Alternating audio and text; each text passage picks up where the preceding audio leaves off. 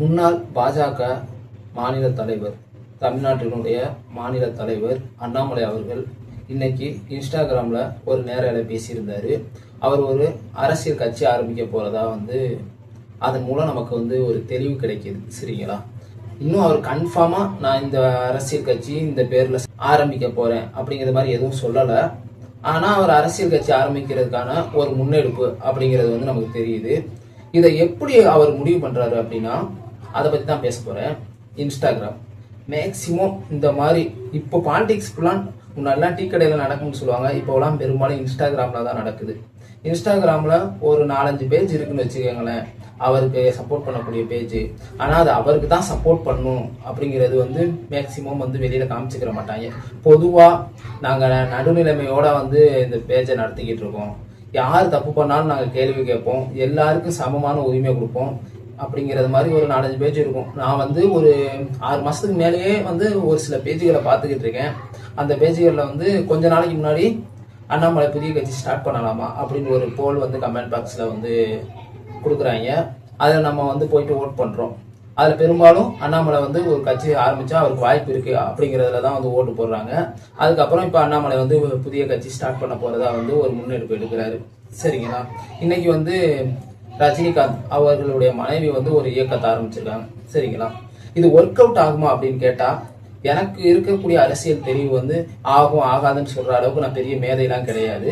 எனக்கு தெரிஞ்ச வரைக்கும் விஜய் அவர்களுக்கு கிடைத்த வாய்ப்பு அண்ணாமலை அவர்களுக்கு கிடைக்காது.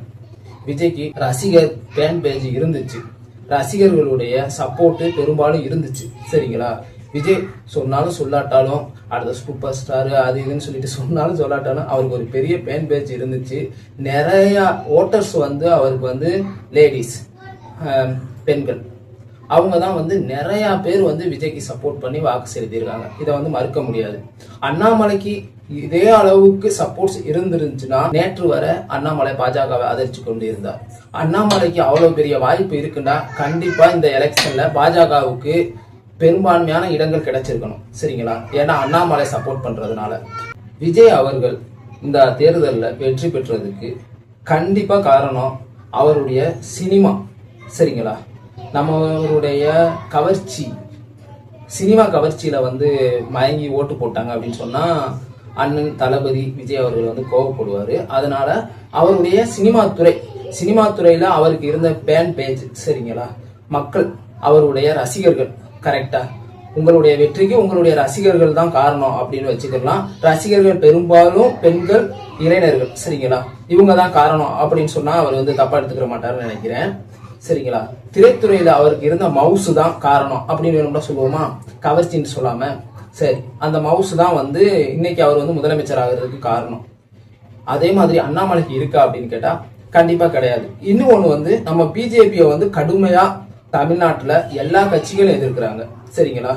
டிவிகே, தமிழக வெற்றி கழகத்துக்கு ஏதாவது மாற்று கருத்து இருக்குமா என்னன்றது எனக்கு தெரியல. ஆனா நீங்க எதிர்க்கிறீங்கல்ல, உங்களுடைய கொள்கை எதிரியும் பாஜக தானே. நாம் தமிழருடைய கொள்கை எதிரியும் பாஜக தான். அப்படி பெரும்பாலும் கொள்கை எதிரியாக பாஜகவை கருதுறாங்க அப்படின்னா அதே கொள்கையோட தான் அண்ணாமலையும் கட்சி ஆரம்பிக்க போறாரு. அதாவது தேசியம், தெய்வீகம் அப்படின்னு பாஜகவுடைய ஏதோ ஒரு உருட்டை தோசையை மாத்தி போட்டு தான் கட்சி ஸ்டார்ட் பண்ண போறாரு.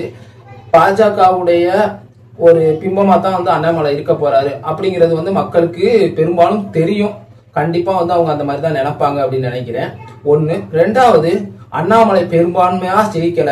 இப்போ விஜய் அவர்கள் ஜெயிச்சது மாதிரி 108, 107 எம்எல்ஏக்கள்ல அண்ணாமலை வெற்றி பெற்றாருன்னு வச்சுக்கிறோமே, அவர் யாரோட கூட்டணி வைப்பாரு? காங்கிரஸ் கூடயா, திமுக கூடயா, இல்ல தமிழக வெற்றி கழகத்தோடயா? இங்க ஏன் நாம் தமிழர் கட்சி, தமிழக வெற்றி கழகம், விடுதலை சிறுத்தைகள் கட்சியை இதுக்குள்ள கொண்டு வர வேணாம் அப்படின்னு நினைக்கிறேன். அந்த கோட்டாவில் வராது. ஆனால் நீங்க கேட்பீங்க, ஏன்னா நம்ம எல்லாருக்கும் கிடைச்ச அடிமை விடுதலை சிறுத்தை கட்சி அப்படின்னு நினைக்கிறேன். ஏன்னா அவங்கள்ட்ட நம்ம போட்டு வெளுக்கிறதுக்கு திமுகவும் போட்டு வெளுக்குது, எல்லா கட்சிக்காரங்களும் போட்டு விடுதலை சிறுத்தை கட்சியை வெளுத்துக்கிட்டு இருக்காங்க. உதயநிதி இந்த லாஸ்ட் இப்போ ஒரு மேடையில பேசியிருந்தாரு விடுதலை சிறுத்தை கட்சி பத்தி. எனக்கு அது ரொம்ப மன உளைச்சலை கொடுத்துருந்துச்சு.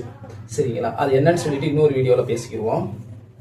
சரி, இந்த மாதிரி கட்சிகள்லாம் எதனால கூட்டணியில போக மாட்டாங்க? கூட்டணியில போனாலும் ஏன் அவர்கள் அவங்களுடைய தலைமையில தான் அந்த கூட்டணி அமையணும் அப்படின்னு நினைக்கிறாங்க? அப்படின்ற ஒரு கேள்வி இருக்குல்ல. ஏன்னா எல்லாருக்குமே பதவி ஆசை தான். தன்னுடைய கண்ட்ரோல்ல மத்தவங்க இருக்கணும், தான் தான் முதலமைச்சர் ஆகணும் அப்படின்னு சொல்லியிருந்தான். இப்ப அண்ணாமலை வந்து வேற ஒரு கட்சியோட கூட்டணிக்கு போறாருன்னா அண்ணாமலையை முதலமைச்சரா ஏத்துக்கொள்ளக்கூடிய கட்சிகளை தான் அவர் கூட்டணியை சேர்த்துக்குவாரு. இப்ப சீமான் கூட்டணிக்கு போறாருன்னா சீமான் சொல்லியிருக்காரு, தமிழக கட்சிகளோட விடுதலை சிறுத்தைகள், பாமக இந்த மாதிரி கட்சிகளோட நான் வெற்றி பெறுவேன் அப்படின்னு சொல்லிட்டு என் கூட வந்தா நான் சேர்த்துக்குவேன் அப்படின்னு ஒரு சில இடங்கள்ல சொல்லியிருக்காரு. அண்ணன் மாத்தி மாத்தி பேசுவாரு, அதனால நம்ம வந்து அதை பொருட்படுத்த வேணாம். ஆனா அவர் தலைமையை ஏத்துக்கொண்டு அண்ணன் சீமானே முதலமைச்சரா முன்மொழிஞ்சு கூட்டணிக்கு வந்தா கண்டிப்பா ஏத்துக்குவாரு, அது உண்மைதான். சரிங்களா? அதே மாதிரிதான் தமிழக வெற்றி கழகமும். அப்படி இருக்கும்போது அண்ணாமலை ஒரு புதிய கட்சி ஆரம்பிக்கிறாருன்னா அவருடைய தலைமையில அவரை முதலமைச்சரை ஏத்துக்கொள்றவங்க தான் கூட்டணிக்கு வரணும் அப்படின்னு சொல்லிட்டு நினைப்பாரு. ஆனா அப்படி வந்து ஒரே ஒரு கட்சி தான் வரும், பாஜக. அண்ணாமலை தமிழகத்துல ஜெயிச்சிருந்தா பாஜகவில் இருக்கும்போது அண்ணாமலை தான் முதலமைச்சர். சரிங்களா? இப்போ அவர் தனி கட்சி ஆரம்பிச்சு அவர் வெற்றி பெற்றாலும் அண்ணாமலை தான் முதலமைச்சர், பாஜக கூட்டணியில இருக்கும். சரிங்களா? எதிர்மறையாக பாஜகவுடைய ஆட்சி தான் தமிழகத்துல நடந்துகிட்டு இருக்கும் அண்ணாமலை ஜெயிச்சா. இதையெல்லாம் மக்கள் யோசிப்பாங்க. அண்ட் விஜய் அவர்களோட கம்பேர் பண்ணி அண்ணாமலை வந்து வாராரு அப்படின்னா விஜய் அவர்களும் அண்ணாமலையும் ஒண்ணு கிடையாது. கண்டிப்பா அண்ணாமலையும் விஜயும் ரொம்ப ரொம்ப டிஃபரன்ஸ். அதாவது அரசியல் ரீதியா நான் சொல்லல, மக்கள் அவங்க பக்கம் போறது, மக்கள் அவங்க பக்கம் போவாங்களா, ஓட்டு போடுவாங்களா அப்படின்னு கேட்டா விஜய்க்கு இருந்த அளவுக்கு அண்ணாமலை கண்டிப்பா ஓட்டு போட மாட்டாங்க. அண்ணாமலை எவ்வளவுதான் அரசியல் தெளிவு இருந்தாலும் அவருடைய கொள்கை ரீதியா என்ன கோட்பாடு வச்சிருந்தாலும் சரி, அண்ணாமலைக்கு விஜய் அவர்களுக்கு போட்ட ஓட்டு வந்து கண்டிப்பா வராது அப்படின்னு தான் என்னுடைய தனிப்பட்ட கருத்து. ரஜினியோட சேர்ந்து இந்த இயக்கத்தை ஆரம்பிக்க போறாரு. விஜய் அவர்களுக்கு இருக்கிறது மாதிரியே ஃபேன் பேஜ் ரஜினி அவர்களுக்கு இருக்கு. அப்போ ரஜினி அவர்களுக்கு ஓட்டு போறதுக்கான வாய்ப்புகள் இருக்குல்ல அப்படின்னு கேட்டா இங்கதான் வந்து ஒரு முரண்பாடு இருக்கு. என்னன்னா கண்டிப்பா இருக்கு. சினிமா முகத்துல விஜய் அவர்களுக்கு ஓட்டு போட்டது மாதிரியே ரஜினி அவர்களுக்கும் ஓட்டு போடலாம். ஆனா விஜய் அவர்களுக்கு இருக்கக்கூடிய அந்த பெண்கள், இளைஞர்கள், அவருடைய ரசிகர்கள், இதே பெண் பேஜ் ரஜினி அவர்களுக்கு இருக்கா அப்படின்னு கேட்டா கிடையாது. ரஜினி அவர்களுக்கு வந்து எப்பவுமே பெண் பேஜ் இருக்கும். ஆனா அவங்க எல்லாம் வயது முதிர்ந்தவங்களா இருப்பாங்க, அவங்க எல்லாம் யோசிச்சு வாக்கு செலுத்துவாங்க. அண்ணாமலையினுடைய ஒரு கட்சிக்கு வாக்கு செலுத்தணுமா அப்படின்னு யோசிப்பாங்க. தமிழகத்துல யாருக்கு வாக்கு செலுத்தினா சரியா இருக்கும் அப்படின்னு யோசிப்பாங்க. ஏன்னா அவங்க வயது முதிர்ந்து அரசியல் தெளிவு கொஞ்சம் சிறிது இருக்கும், என்னைய விட கொஞ்சம் கூடவே இருக்கும். சரிங்களா? ஏன்னா ரஜினியுடைய ரசிகர்கள் எல்லாருமே வந்து வயது மூப்படைந்தவர்கள் அப்படியாத்தான் இருப்பாங்க அப்படிங்கிறது என்னுடைய தனிப்பட்ட கருத்து. அப்படி இருக்கையில அண்ணாமலைக்கு விஜய் அவர்களுக்கு கிடைத்த வரவேற்பு கண்டிப்பாக கிடைக்காது.